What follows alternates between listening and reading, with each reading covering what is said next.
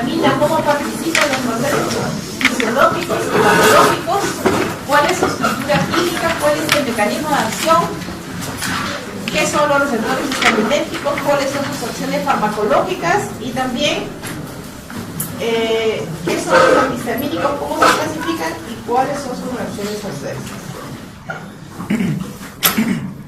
Muy bien, la histamina, su nombre lo dice, his, tejido, es una amina que está presente en casi todos los tejidos del organismo. Está conformada por un anillo imidazólico. ¿Dónde se pone el rojito?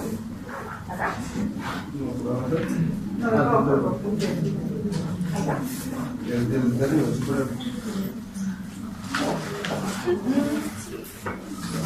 ¿Me prende?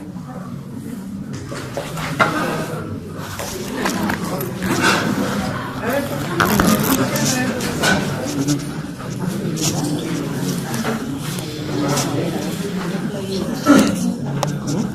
Tiene una afinidad a la...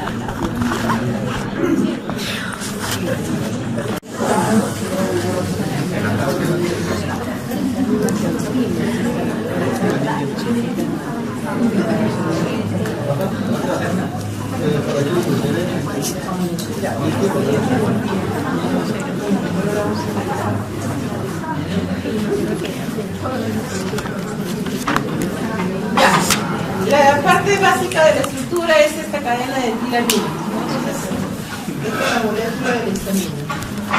La histamina pertenece al grupo de los autacoides. ¿Qué quiere decir autacoide?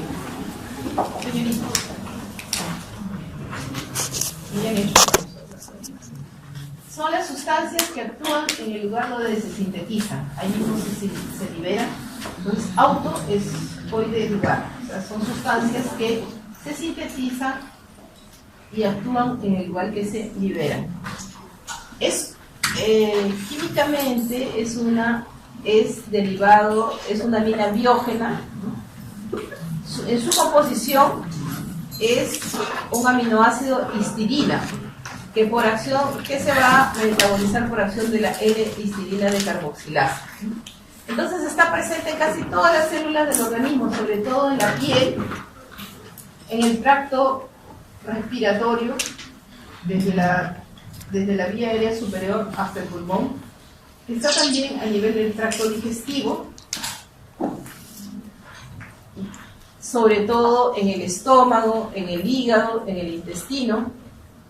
Está también en concentraciones importantes en los mastocitos y basófilos de las células sanguíneas.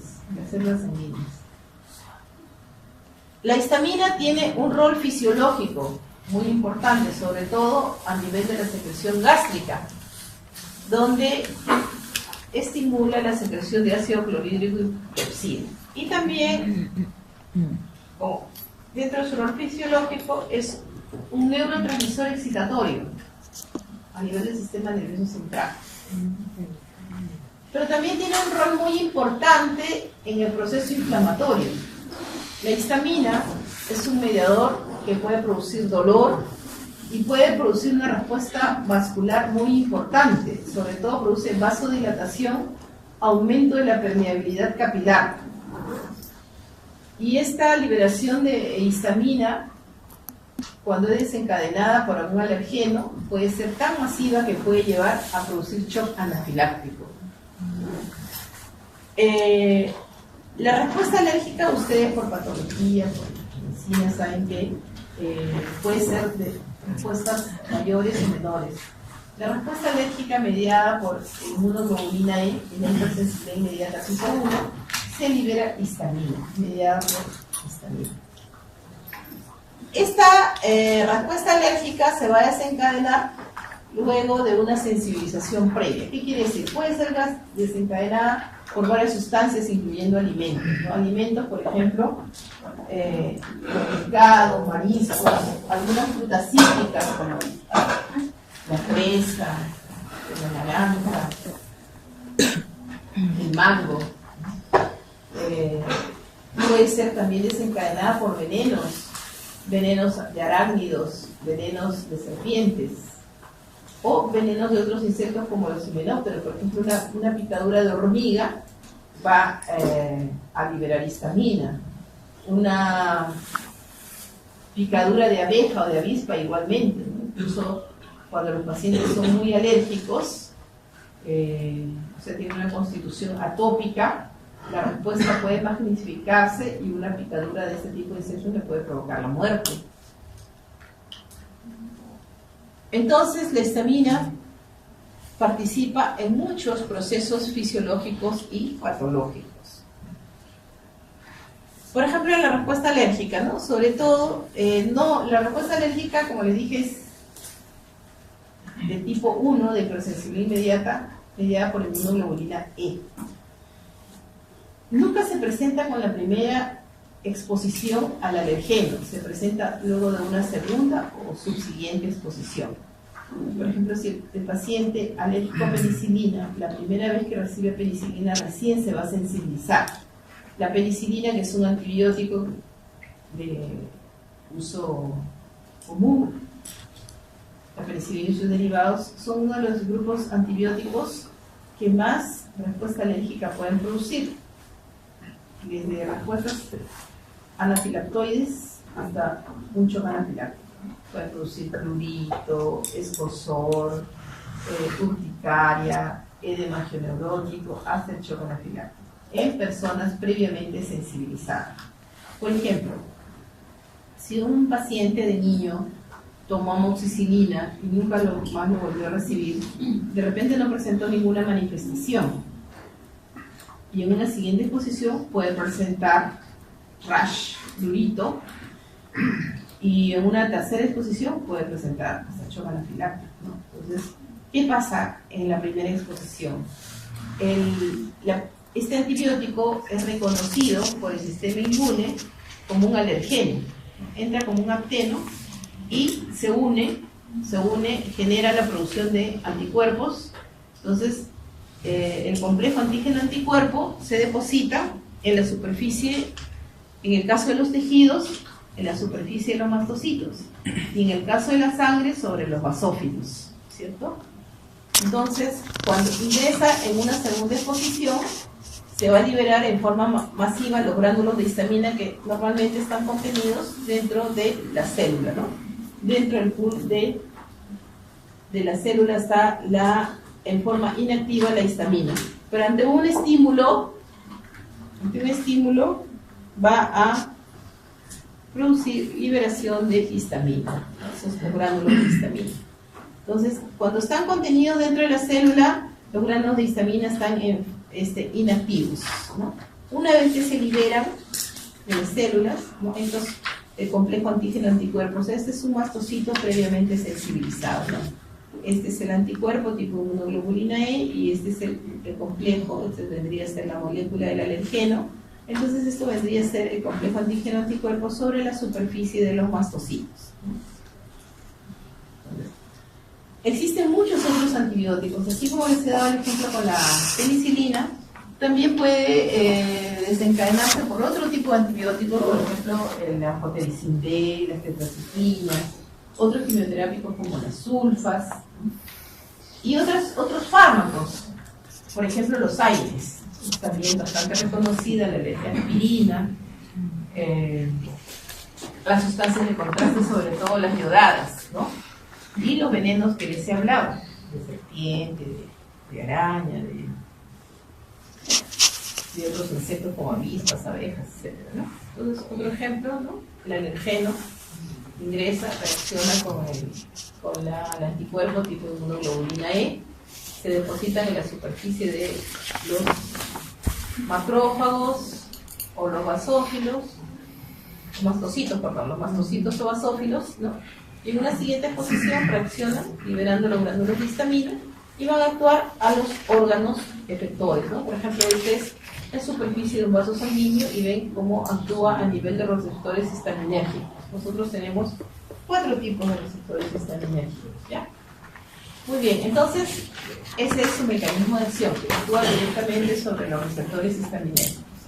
Una vez que actúa, la histamina es metabolizada por 2 procesos importantes. El más importante es por la metilación. pero también puede ser desactivada por desaminación oxidativa. Por efecto de la metilación, esta enzima, la N-metiltransferasa, va a dar lugar a la N-metilhistamina, que por acción de la monoaminoxidasa va a dar lugar al producto final, que es el ácido metilimidazola acético. Por la ruta de la diaminoxidasa va a dar el ácido imidazola acético, ¿no?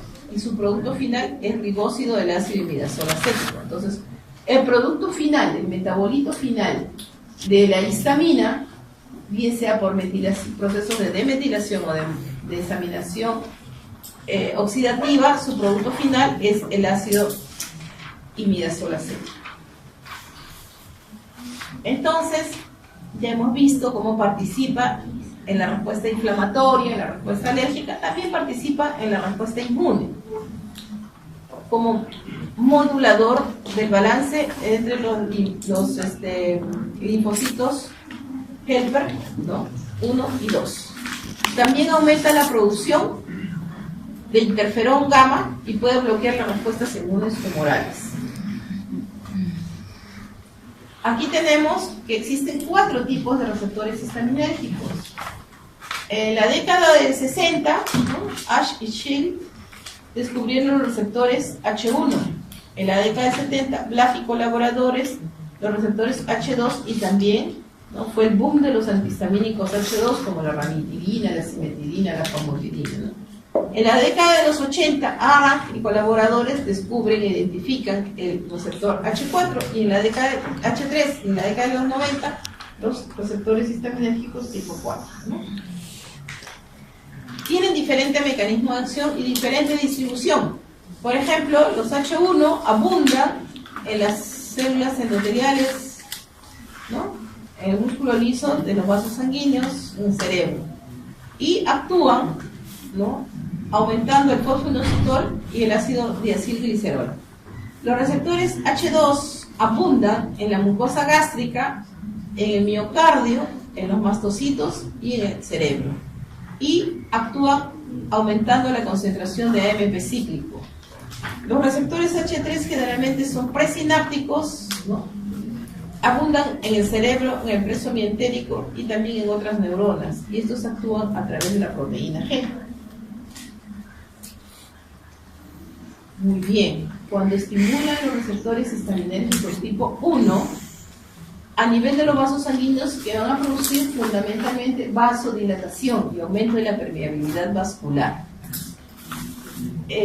A nivel de los bronquios, provocan broncoconstricción. A nivel del tracto gastrointestinal, provocan aumento del tono intestinal. Aumento del tejido, a nivel del tejido de conducción del corazón, disminuye la conducción a nivel del nódulo auriculoventricular. Y son responsables de producir el prurito dolor, porque al producir vasodilatación, ¿no?, estimulan las terminaciones de los nervios sensitivos. Y a nivel del sistema nervioso central, es un neurotransmisor postsináptico. Recuerden que es un neurotransmisor excitatorio. Cuando la histamina actúa a nivel de los receptores histaminérgicos 2, generalmente lo hace en las células parietales de la mucosa gástrica, aumentando la secreción de ácido clorhídrico y pepsina.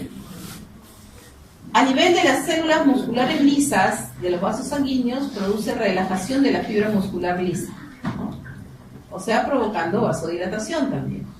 A nivel del miocardio, ¿se acuerdan que los H1 que producen bloqueo a nivel de la conducción, ¿no?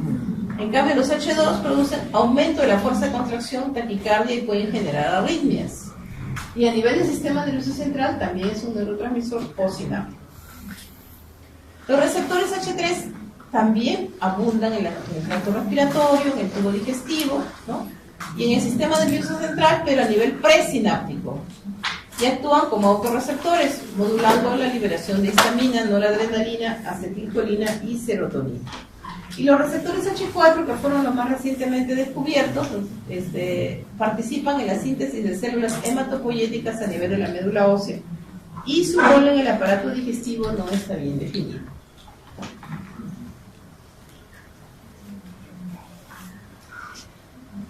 Bueno, este es un resumen de lo que hemos estado hablando. Lo tengo más definido. Muy bien, entonces ya hemos visto cómo actúa la histamina. Ahora, ¿cuáles son sus manifestaciones, sus efectos farmacológicos? Como les he dicho que a nivel del sistema nervioso central es un neurotransmisor excitatorio, entonces nos vamos a mantener siempre en estado de alerta, de vigilia. A nivel del centro del apetito, inhibe el apetito, provoca anorexia y estimula la tos. Esa es la acción de la histamina. Puede provocar, como aumenta la permeabilidad vascular, donde se libera histamina, si es una liberación local, por ejemplo en el labio, o en el dedo, una mano, qué sé yo. Por ejemplo, a alguien le pica una avispa y se le puede hinchar donde le picó, ¿no? Duro, se pone tenso. ¿Por qué? Porque liberó histamina y provocó vasodilatación, o sea, la piel está roja, tensa, edematosa, porque aumentó la permeabilidad vascular. Si alguien se roza, por ejemplo, con una hoja de ortiga, ¿no? Que también puede provocar la triple respuesta de Lewis, que era clásica con la acción de la histamina, ¿no? Entonces, el edema localizado se denomina edema de Quincke. Por ejemplo, alguna persona alérgica que se come un chocolate se le puede hinchar un párpado por la mitad del labio. Ese edema localizado se denomina edema de Quincke. Pero también, si la respuesta alérgica es masiva, la liberación de histamina puede producir un shock anafiláctico y el paciente puede estar totalmente edematoso. También puede provocar a nivel tracto digestivo dolor abdominal, ¿no ven que aumenta el tono intestinal? Náuseas y vómitos. A nivel cardiovascular predomina la acción a nivel de los receptores H2 que son predominantes en el miocardio, entonces va a provocar taquicardia y puede desencadenar arritmias. Si se produce liberación masiva en el shock, produce hipotensión. ¿Por qué? Porque hay alteración, estancamiento a nivel de la microcirculación, no hay un adecuado retorno venoso y hay hipotensión arterial.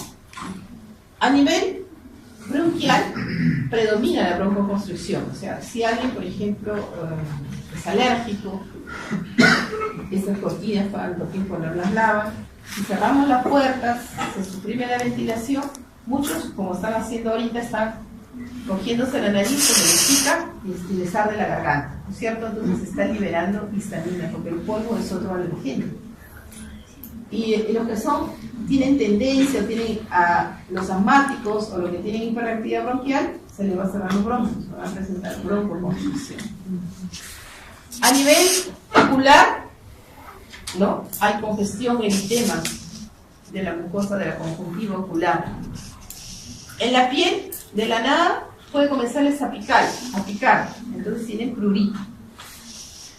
Y si se rascan, ¿no? Va a estar la piel bien eritematosa. Ahora, los que son bastante sensibles y tienen rinitis alérgica, van a comenzar a producir bastante secreción nasal, prurito y enrojecimiento de la mucosa nasal. Bueno, entonces vamos a ver cómo podemos controlar la liberación de histamina.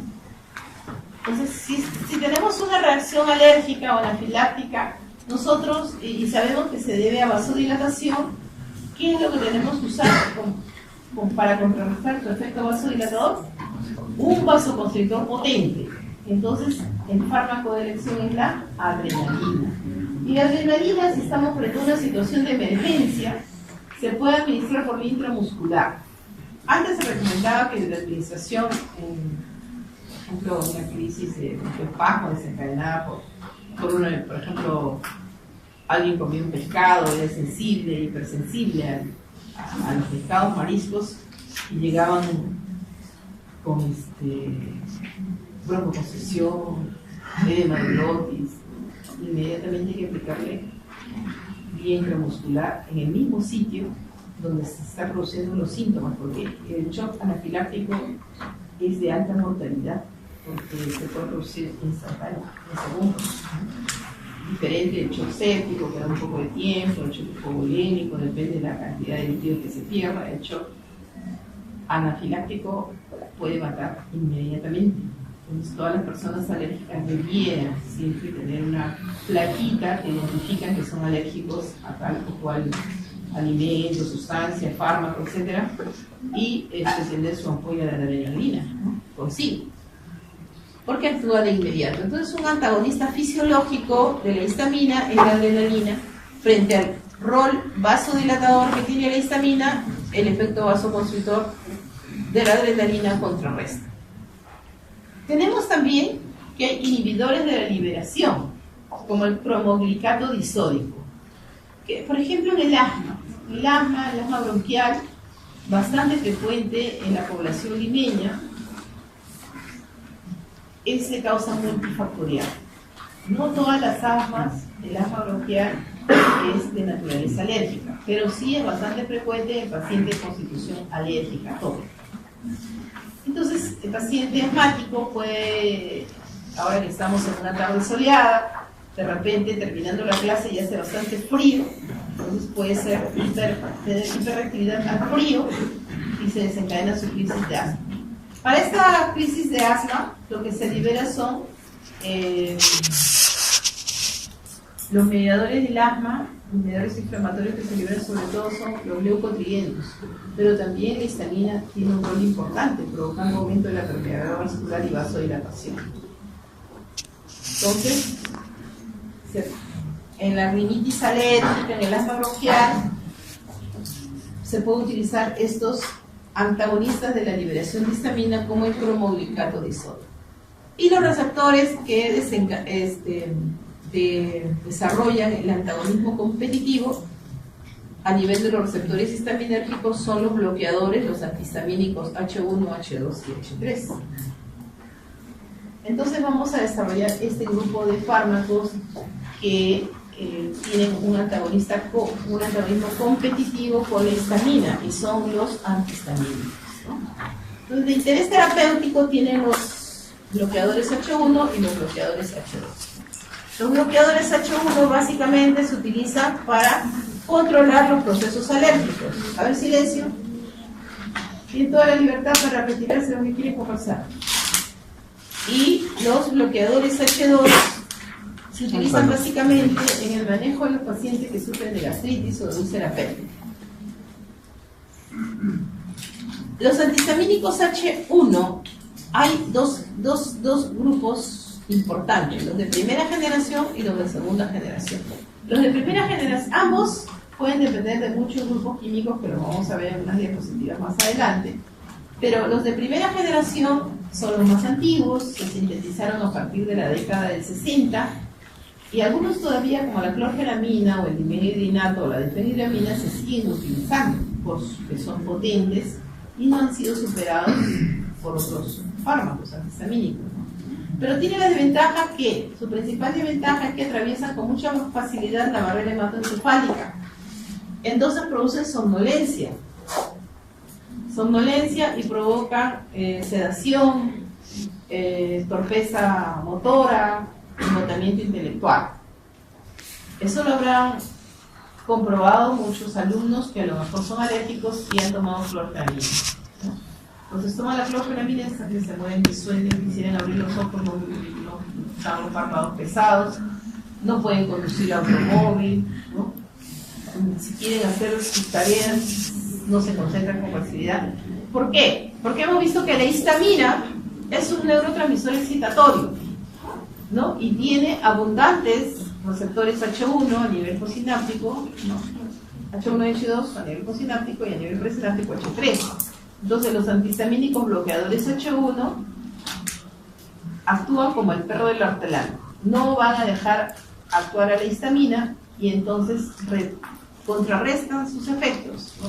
Si la histamina produce alerta y el estado de vigilia, la histamina produce, los antihistamínicos producen somnolencia, sueños. Además, los antihistamínicos también pueden ser, tener efectos colinérgicos.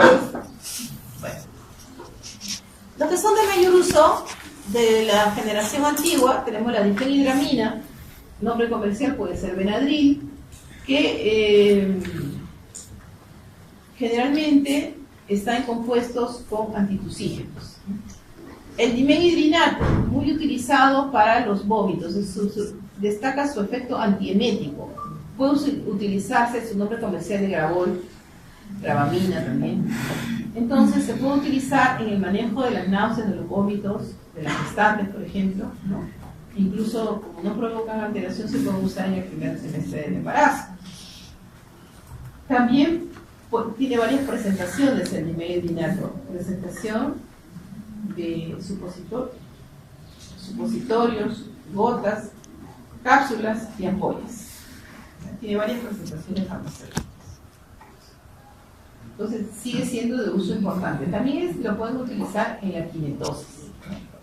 Se van a la lectura para evitar el soroche y los mareos, pueden recibir dimenhidrinato. La prometacina es un tranquilizante mayor, ¿no? Se utiliza por ese efecto, por su efecto tranquilizante mayor. Por ejemplo, se puede ser utilizado como un antipsicótico. Y la clorfenamina, que como les he dicho, es un potente antihistamínico, también tiene presentación para administrar por vía oral jarabe, gotas, tabletas y ampollas para uso parenteral. Y los de segunda generación destacan la loratadina, la desloratadina y la cetirizina. Dentro de los antihistamínicos H2 que se van a utilizar para el manejo de la gastritis o la úlcera terapéutica ya han quedado relegados, digamos, a segundo plano porque los ha superado los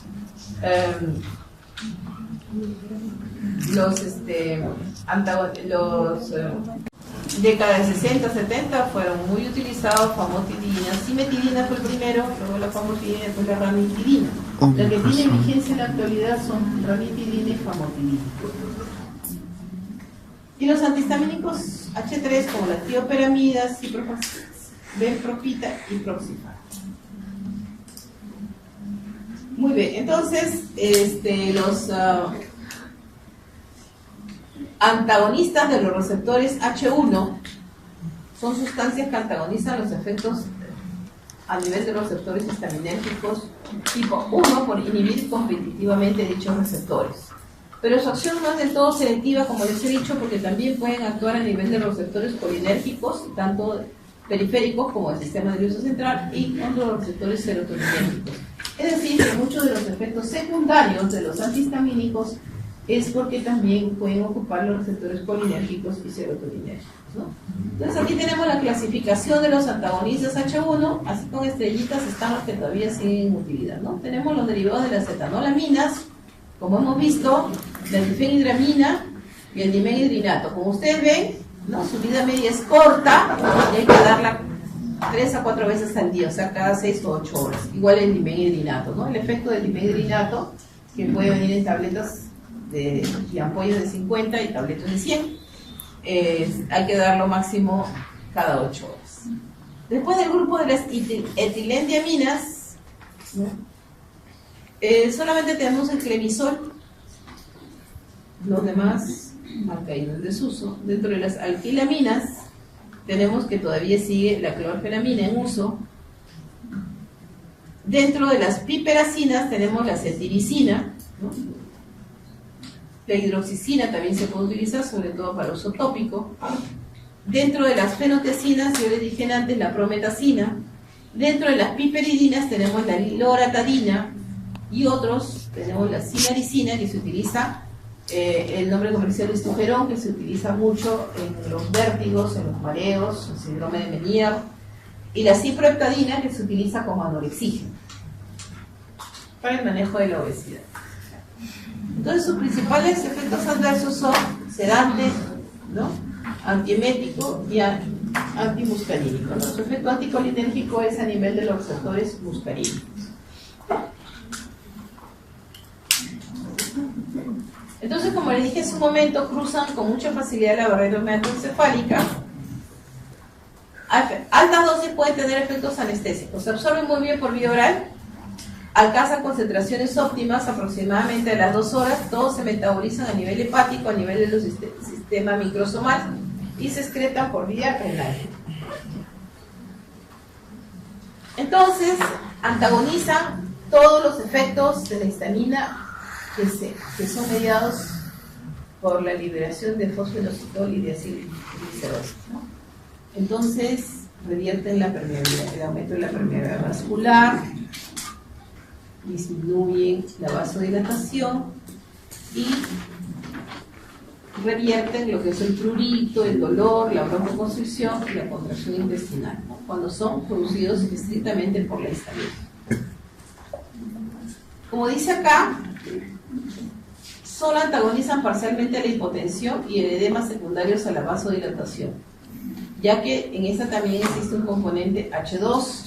Entonces, ya les repito por tercera vez que cuando tenemos un paciente que tiene una manifestación anafiláctica mayor, el fármaco de elección para contrarrestar los efectos de la histamina es la adrenalina, no son los antihistamínicos. Por supuesto que se tienen que usar.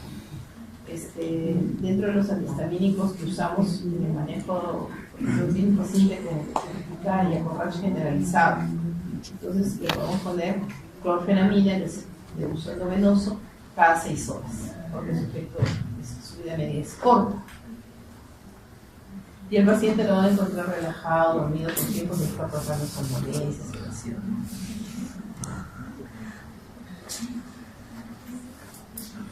A nivel del músculo liso, los bloqueadores H1 inhiben casi todas las respuestas del músculo liso. Suprimen el eritema del prurito. No inhiben la secreción gástrica, porque sabemos que eso está mediado por receptores H2. Pero sí suprimen las secreciones de las células salivales, de las células lacrimales, ¿no? De las glándulas de la mucosa nasal y otras secreciones exocrinas inducidas por la histamina, ¿no? Y tiene efecto muscarínico. Frente a las reacciones de hipersensibilidad inmediata, ya sabemos que no es útil.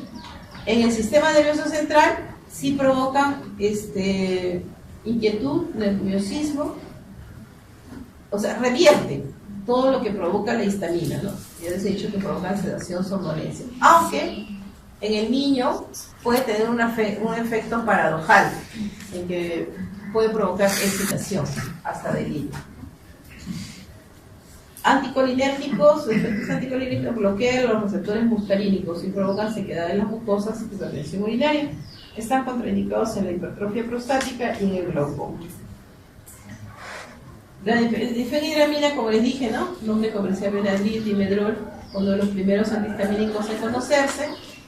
Y les he dicho que se utiliza más que nada en forma conjunta con los antitusígenos. Se puede utilizar también en la rinitis alérgica, en las urticarias, puede provocar, como dice acá, dosis altas, alucinaciones, ataxia, convulsiones, taquicardia. El dimeghidrinato ya habíamos conversado, ¿no? Para prevenir las náuseas, vómitos, mareos causados por viajes de tos. También alta dosis puede provocar depresión respiratoria, convulsiones y coma. Muy bien, los antihistamínicos de segunda generación bloquean en forma competitiva los receptores los de segunda generación. No atraviesan la barrera hematoencefálica. Teóricamente no debieran producir sueño, pero muchos de los que ingieren loratadina, cetirizina, sí tienen somnolencia, incluso un poco de dolor de cabeza. La ventaja es que tienen una vida media prolongada, entonces se pueden administrar 1 o 2 veces al día. Pero la desventaja es que el retardo del inicio de la acción demora. Como tiene efecto prolongado, también demora en alcanzar altas concentraciones. Entonces, la absorción oral es buena, la mayoría se metabolizan a nivel hepático y todos se excretan por vía renal. Tenemos la loratadina. Teóricamente no tiene que producir somnolencia. Muy útiles en el manejo de la rinitis alérgica, la urticaria, como en altas dosis puede dar mareos, cefaleas, taquicardia sinusal. La cetiricina que es un metabolito activo de la hidroxicina. Tampoco penetra en forma importante en el sistema nervioso central. Este es un efecto importante de muchos antihistamínicos que inhiben la migración a los tejidos de las células inflamatorias y eosinófilas en ciertas urticarias, ¿no? Es una desventaja. Igual. Muy bien, entonces clínicamente se puede utilizar el manejo de la rinitis alérgica, ¿no? El asunto es que son tratamientos sintomáticos, porque el fenómeno que desencadena la rinitis alérgica es multifactorial, desde su constitución atópica. Entonces eso hay que aplicarle al paciente, sobre todo en los cambios estacionales. Por ejemplo, aquellos pacientes que son muy sensibles al polvo. En esta época de primavera se exacerban los cuadros de rinitis, se exacerban los cuadros de cuestión de conjuntivitis alérgica. Entonces hay que decirle al paciente que no es cuestión de que tome 1 o 2 días, ¿no? Tendría que tomar por lo menos durante todo el cambio estacional, ¿no? Por lo menos un mes para poder controlarse esos efectos. Eso sí, porque esto es una respuesta rápida, y como no es constitucional, sino es provocado por la picadura de un insecto, entonces mientras dure la lesión que produjo el insecto, la roncha, entonces le valía, cuestión de 2 o 3 días, puede desaparecer, ya no se necesita más, ¿no? Las náuseas y vómitos producidas por algunos alimentos alergenos alimentarios, por ejemplo, pescado, marisco, chocolate, cítricos, la alergia a la proteína de la leche de vaca, también se puede manejar, ¿no? Y la urticaria. Aquí vemos en este cuadro, ¿no?, cuáles son potentes sedantes. Por ejemplo, bueno, hemos hablado de la prometacina, que aparte tiene efecto antipsicótico, el dimeglinato, la difenidramina, ¿no? Dentro de la segunda generación aparentemente ninguno provoca sedación, ni bloqueo colinérgico.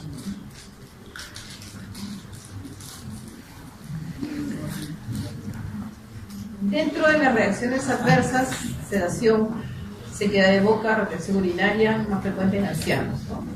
En los niños pequeños ya hemos hablado de la respuesta paradojal, sobre todo en casos de dosis alta, y pueden desencadenar arritmias.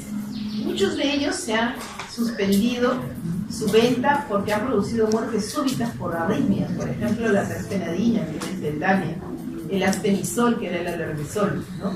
Entonces han sido sacados de la farmacopea porque han producido muertes por arritmias,